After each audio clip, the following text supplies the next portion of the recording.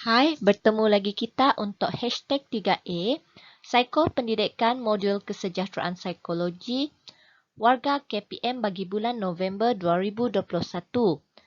Tajuk hashtag 3A bagi bulan November ini ialah memahami krisis dalam kehidupan dan mengurus krisis.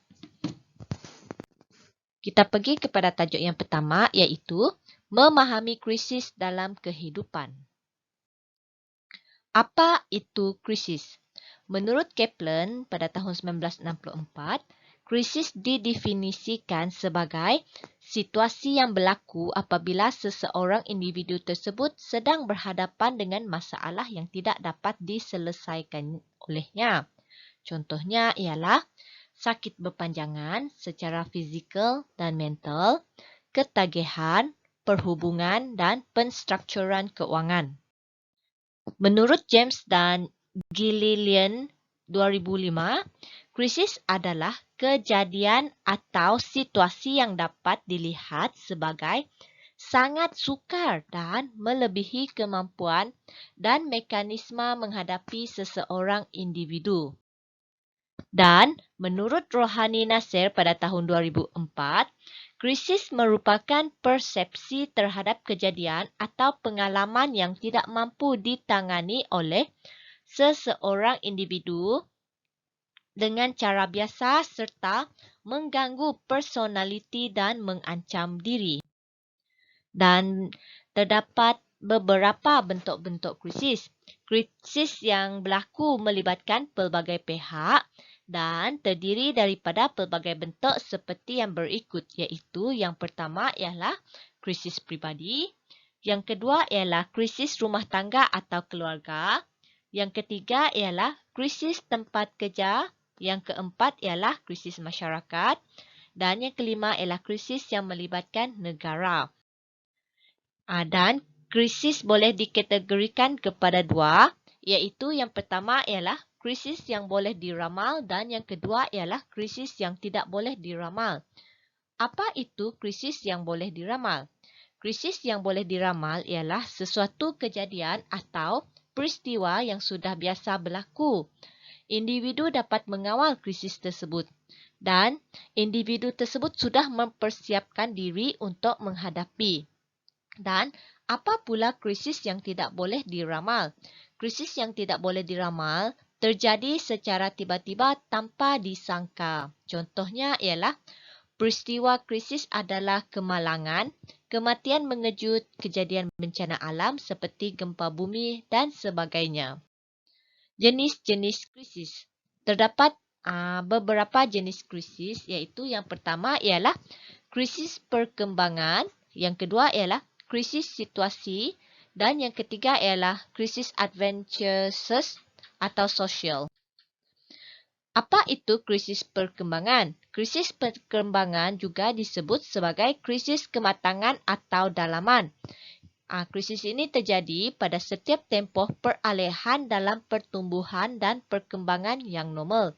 Individu dikehendaki membuat perubahan kognitif, tingkah laku dan emosi semasa tempoh peralihan. Contoh krisis perkembangan ialah hari pertama di universiti, semasa persaraan, berkahwin ataupun menopause. Okey, seterusnya ialah krisis situasi.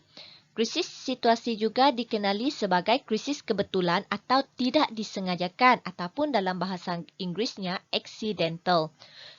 Tindak balas terhadap kejadian traumatik yang tiba-tiba dan tidak dapat dielakkan. Dan sebahagian besar situasi yang berlaku mempengaruhi identiti dan peranan seseorang. Bahaya yang berlaku juga tanpa diramal, contohnya ialah kecacatan fizikal akibat kemalangan, diberhentikan kerja secara tiba-tiba, gagal dalam pengajian dan penceraian. Berikut ialah contoh keratan akbar bagi krisis situasi tadi. Okay, yang pertama ialah seorang lelaki iaitu seorang guru. Dia mengalami kemalangan dan menyebabkan satu tangannya iaitu tangan kanan terpaksa dipotong. Dan bagi gambar yang kedua, suami kepada isteri ini ataupun kepada Puan Diana ni dia terlantar sahaja selepas mendapat kemalangan ketika bekerja. Berikut ialah paparan Keratan Akbar yang seterusnya yang bertajuk lebih ramai bunuh diri. Lebih ramai bunuh diri ini adalah disebabkan penyakit COVID-19 yang masih berleluasa di sekeliling kita sekarang ini. Kes bunuh diri ini dapat dipecahkan kepada beberapa bahagian, iaitu yang pertama ialah 25% disebabkan beban hutang, 24% masalah keluarga dan 23% adalah disebabkan kes rumah tangga. Seterusnya ialah krisis advantages ataupun krisis sosial. Krisis ini ialah krisis yang tidak disengajakan, tidak biasa dan tidak dijangka. Krisis ini mengakibatkan banyak kerugian dan perubahan persekitaran yang radikal. Contohnya ialah apabila berlaku kejadian gempa bumi, tsunami, banjir, taufan, peperangan dan juga penyakit berjangkit seperti sekarang ini ialah penyakit COVID-19 yang masih belum pudar dari bumi ini. Okey, kita pergi kepada tajuk kedua iaitu mengurus krisis. Apa punca krisis? Terdapat banyak punca krisis yang berlaku dalam kehidupan kita, iaitu contohnya ialah kekecewaan, kehilangan, trauma, kesusahan hidup, kesedihan dan kelesuan. Apa yang kesan krisis? Contohlah macam dalam gambar ni ialah kejadian gempa bumi, kejadian banjir, kemalangan dan penyakit berjangkit seperti yang sekarang ini ialah penyakit COVID-19. Kesihatan mental menghadapi krisis. Apa yang perlu kita buat? Yang pertama ialah kita perlu memahami dan menyedari reaksi tekanan dalam krisis atau bencana. Seterusnya, kita perlu mengenal pasti gejala dan tanda yang memerlukan intervensi dan pemulihan lanjut. Memahami bencana kesihatan mental akibat daripada krisis. Bencana atau krisis adalah peristiwa yang luar biasa. Tidak ada dua bencana yang sama, tidak ada dua mangsa yang sama, tidak ada dua pengalaman bencana yang sama, dan tidak ada dua pengalaman respon dan pemulihan yang sama. Jadi, ia lebih cenderung dikaitkan dengan reaksi khusus di kalangan mangsa yang selamat. Oleh itu, persepsi dan tanggapan individu terhadap peristiwa yang dikongsi akan berbeza. Kesan krisis.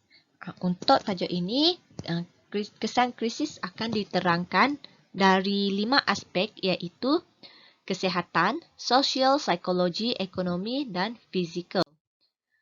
Aspek yang pertama ialah kesan krisis terhadap fizikal dan kesihatan. Krisis boleh menyebabkan kematian, kecederaan, kehilangan anggota badan dan juga penyakit berjangkit. Seterusnya, kesan krisis terhadap sosial. Ia akan mempengaruhi corak kehidupan, sokongan sosial, komuniti setempat dan dinamika keluarga.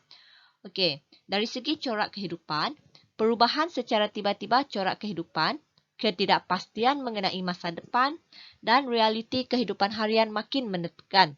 Seterusnya dari segi sokongan sosial, iaitu di mana terdapat perubahan atau kehilangan sokongan sosial dari segi komuniti setempat, akan berlaku perubahan atau kehilangan komuniti setempat. Dinamika keluarga pula, iaitu perubahan dinamika keluarga. Okey, seterusnya ialah kesan krisis dari aspek ekonomi. Yang pertama ialah kerosakan atau kehilangan tempat tinggal. Yang kedua, kehilangan pekerjaan dan meningkatkan kadar pengangguran. Yang ketiga ialah kerosakan infrastruktur. Contoh ini ialah Keratan Akbar bertarikh 10 April 2020. Keratan Akbar ni dari Berita Harian di mana COVID-19 iaitu penyakit berjangkit yang masih menular dalam kalangan dalam komuniti kita sekarang ini telah mengakibatkan kerugian ekonomi jauh atasi krisis keuangan global 2019. Jadi maksudnya krisis penyakit berjangkit ini telah menyebabkan ekonomi menjatuh. Okey, contohnya yang kedua ialah Keratan Akhbar dari Cosmo pada hari Selasa bertarikh 6 Januari 2015. Okey, headline dia ialah bencana banjir terburuk di Malaysia yang berlaku pada tahun 2015 di mana kerugian yang ditanggung adalah berbilion ringgit dan seterusnya ini ialah kerugian akibat banjir di Kelantan. Yang ni kita dapat tengok pecahan-pecahan dia iaitu dalam anggaran 105 juta. Bukan sikit Okey, seterusnya, bagaimana krisis boleh mempengaruhi kesejahteraan psikologi? Terdapat 4 aspek di sana iaitu yang pertama ialah disebabkan oleh krisis ekonomi, perubahan atau kehilangan sokongan sosial, kehilangan atau kematian dan perubahan gaya hidup secara tiba-tiba. Seterusnya ialah kesan krisis terhadap aspek psikologi. Dia boleh menyebabkan acute stress disorder, ASD, post-traumatic stress disorder, PTSD, kecelaruan penyesuaian, adjustment disorder, kecelaruan kebimbangan, anxiety disorder, kecelaruan kebimbangan ni boleh dipecahkan kepada 3 iaitu yang pertama, kecelaruan kebimbangan umum, generalized anxiety disorder, kecelaruan panik, panic disorder dan fobia. Seterusnya, ia boleh juga menyebabkan kehilangan, kesedihan, kekecewaan dan marah dan boleh juga mencetus kepada kemurungan ataupun depression. Apa perkara yang perlu dilakukan semasa dan selepas krisis? Fokus kita adalah pada kesejahteraan psikologi. Yang pertama, kenal pasti simptom psikologi. Seterusnya, campur tangan dan sokongan. Dan seterusnya ialah rujukan. Okey. Bagaimana kita nak mengenal pasti simptom psikologi? Ini ialah apabila semasa dan selepas krisis.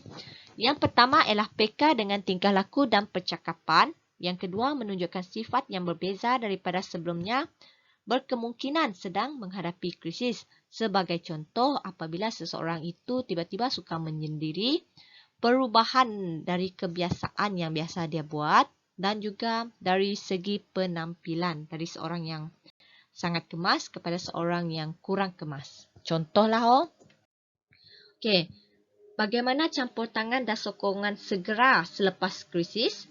Apa yang kita boleh buat ialah campur tangan segera apabila mengetahui ahli keluarga terdekat atau rakan sedang dalam krisis. Kita wujudkan sistem sokongan ataupun support system, sokongan emosi, menjadi pendengar yang baik, memberikan harapan dan kata-kata positif dan kesannya kepada orang yang sedang berhadapan dengan krisis, dia akan rasa dihargai dan ada yang menyokong dirinya menghadapi krisis yang dihadapi. Seterusnya ialah membuat rujukan segera. Sekiranya tiada perubahan, segeralah membuat rujukan kepada psikologi, kaunselor atau doktor. Okey, ingat be kind to yourself.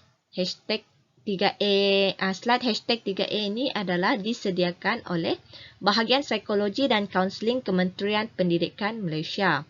Dan sekiranya terdapat apa-apa masalah berkaitan dengan psikologi, kita ada kaunselor pendidikan di PPD Dalat iaitu Cikgu Loh Aseng dan hubungilah beliau. Okey, terima kasih.